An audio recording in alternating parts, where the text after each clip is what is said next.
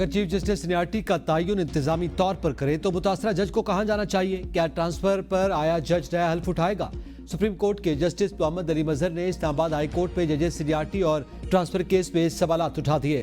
کہا کوئی جج مستقل جج کا حلف اٹھاتا ہی نہیں ہے، پہلے ایڈیشنل جج کا حلف ہوتا ہے، پھر جوڈیشل کمیشن کے ذریعے وہ مستقل ہوتا ہے۔ اگر وہ جج چیف جسٹس بنے تو حلف لیتا ہے۔ ٹرانسفر کو نئی تعیناتی قرار نہیں دیا جا سکتا۔ بینچ کی رائے میں آرٹیکل 200 اور 175 کو ملا کر پڑھنے سے جج کا تبادلہ ممکن نہیں رہتا، کیونکہ وہ تقرری شمار ہوتی ہے۔ مقدمہ عدلیہ کی آزادی، چیف جسٹس کے انتظامی اختیارات اور جوڈیشل کمیشن کے کردار جیسے بنیادی آئینی سوالات پر روشنی ڈال رہا ہے، جس کے فیصلے کے عدالتی نظام پر دیرپا اثرات مرتب ہو سکتے ہیں۔ درخواست گزار ججز کے وکیل منیر ملک نے دلائل دیتے ہوئے موقف اختیار کیا کہ سینیارٹی کا تعلق براہ راست عدلیہ کی آزادی سے ہے اور آئین کے آرٹیکل 175(3) کے تحت عدلیہ کو ایگزیکٹو سے الگ رکھا گیا ہے۔ ماضی میں کچھ ججز کی دیگر عدالتوں میں ٹرانسفر نئی تقرری کے تحت کی گئی تھی، جیسا کہ جسٹس سردار اسلم کی مثال موجود ہے۔ امریکہ سمیت عالمی ثالثوں کی کوشش سے پاکستان اور بھارت کے درمیان اعلیٰ سطح مذاکرات جلد متوقع۔ مذاکرات سعودی عرب میں امریکی اور سعودی ثالثی کے تحت ہوں گے۔ ذرائع کا کہنا ہے کہ مذاکرات کا محور مسئلہ کشمیر اور سندھ طاس معاہدہ ہوگا۔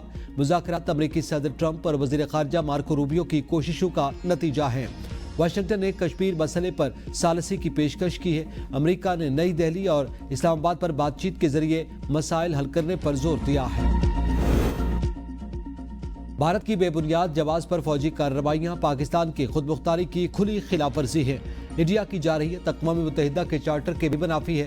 Pakistani high commissioner doctor Faisal کی لندن میں آل پارٹیز پارلیمانی گروپ کے اراکین کو بریفنگ۔ انہوں نے کہا کہ بھارت نے یک طرفہ سندھ طاس معاہدہ کر کے بین الاقوامی قوانین کی سنگین خلاف ورزی کی۔ بھارت کے جارحانہ اور شدت پسندانہ عزائم خطے کے امن کے لیے سنگین خطرہ ہے۔ مسئلہ کشمیر تنازع کی بنیادی وجہ ہے۔ اس مسئلے کو اقوام متحدہ کی قراردادوں کے مطابق حل کیا جانا چاہیے۔ بھارت کو ایک اور سفارتی دھچکا، چین نے اروناچل پردیش کے متنازع علاقے پر اپنا حق حاکمیت دہرا دیا۔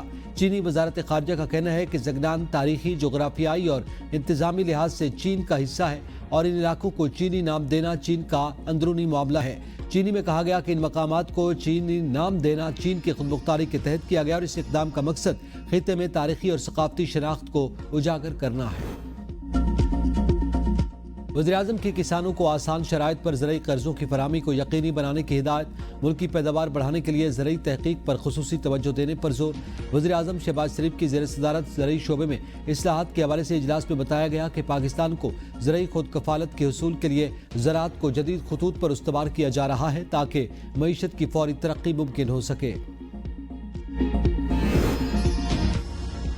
کسانوں کو زمین کی تیاری سے فصل کی کٹائی تک تمام سہولیات ایک چھت تلے ملے گی۔ رواں سال 20,000 ٹریکٹر دیں گے۔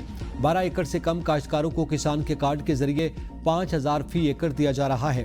وزیر اعلیٰ پنجاب مریم نواز کا کالا شاکاکو میں ٹریکٹر تقسیم کرنے کی تقریب سے خطاب۔ کہا خواہش ہے کہ کوئی بھوکے پیٹ نہ سوئے۔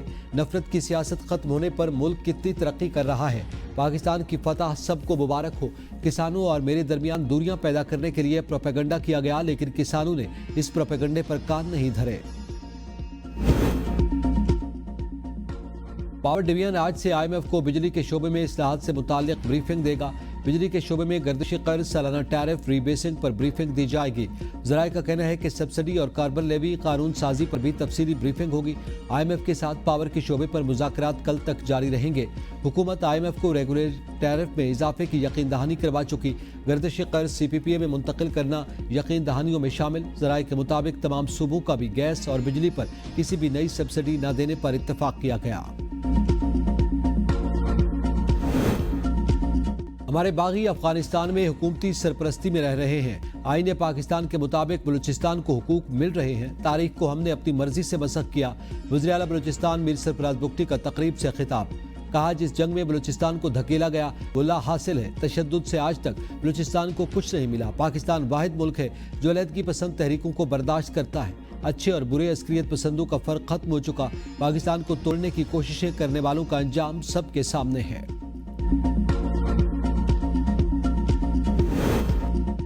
PTI کے 3 رہنماؤں کی عبوری ضمانت میں 22 مئی تک توسیع۔ نادیہ خٹک، عالیہ حمزہ اور جاوید کوثر وکلا کے ہمراہ عدالت پیش۔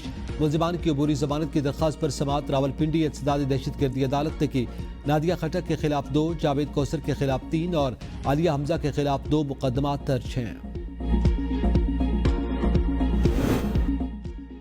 سوشل میڈیا پر اداروں کے خلاف اشتعال انگیز پوسٹ کرنے پر پشاور میں 8 افراد کے خلاف مقدمہ درج۔ مقدمہ ایڈیشنل SHO کی مدعیت میں درج کیا گیا۔ پولیس نے ملزمان کے سوشل میڈیا اکاؤنٹس کے اسکرین شاٹس اور ڈیجیٹل شواہد محفوظ کر لیے ہیں۔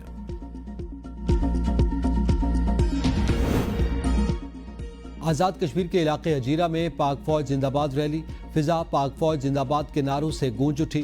ریلی سے خطاب کرتے ہوئے وزیر امور کشمیر امیر مقام نے کہا کہ بھارت کو بتا دینا چاہتے ہیں اگر پھر حملہ کیا تو جواب پہلے سے سخت ہوگا۔ ہم LOC کے رہائشیوں کے ساتھ کھڑے ہیں۔ وزیر امور کشمیر کا بھارتی گولہ باری کے شہداء کے ورثاء کو 1 کروڑ روپے فی کس، زخمیوں کو 10 سے 20 لاکھ روپے دینے کا اعلان۔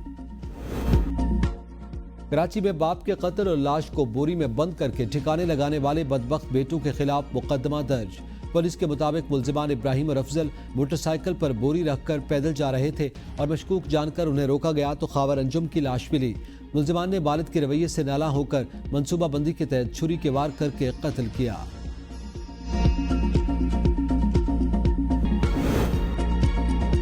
ہری پور میں GT روڈ پر ٹریفک حادثہ، 3 افراد جاں بحق، 1 زخمی۔ لاشوں اور زخمیوں کو ٹراما سینٹر منتقل کر دیا گیا۔ پولیس کے مطابق حادثہ تیز رفتاری کے باعث پیش آیا۔ رحیم یار خان کی تحصیل صادق آباد میں مولانا ٹول پلازا پر سیفٹی کے ناقص انتظامات کے باعث حادثہ، 2 افراد جاں بحق ہو گئے۔ کراچی جانے والے ٹرالر کو تیز رفتار ٹرک نے پیچھے سے ٹکر مار دی۔ ٹرالر کا ڈرائیور ٹول پلازا پر ٹیکس کی ادائیگی کے لیے رکا تھا۔ لاشیں اسپتال منتقل۔